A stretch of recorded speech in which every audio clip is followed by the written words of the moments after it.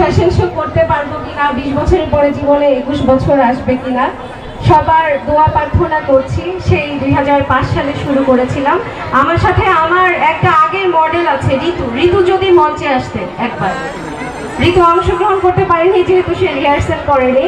একটু আমি আমার আগের একটা মডেলকে দেখাচ্ছি। ও এখন নার্সিং পেশায় নিয়োজিত। আপনারা জানেন রোমিও ব্রাদার্সের অরূপ দীপ আমাদের, সে আমাদের মডেল ছিল। সে সাথে মিম এবং ঐশী অনেকে আছে। আমরা যখন চেষ্টা করবো আমরা কখনো একবার সবাই মিলে একত্রিত হওয়ার জন্য। কেমন লেগেছিল ফ্যাশন শো? খুব ছোট্ট আয়োজন ছিল, আমাদের প্রচেষ্টা ছিল। আমি আন্তরিকভাবে আমার সকল মডেলদের ধন্যবাদ জানাতে চাই যে মাত্র 2 দিনের প্রিপারেশনে তোমরা আমার পক্ষ থেকে ভালো করেছো বলবো। ধন্যবাদ। আর ঋতু যদি সবাইকে শুভ নববর্ষ বলো, কারণ তোমাদের একটা দারুণ ব্যাপার ছিল তোমাদের সময়, যে জিনিসটা এখনকার ফ্যাশন শোতে আমরা আসলে পাই না। তোমাদের সময় ফ্যাশন শোটা কেমন ছিল এবং শুভেচ্ছা দেওয়া।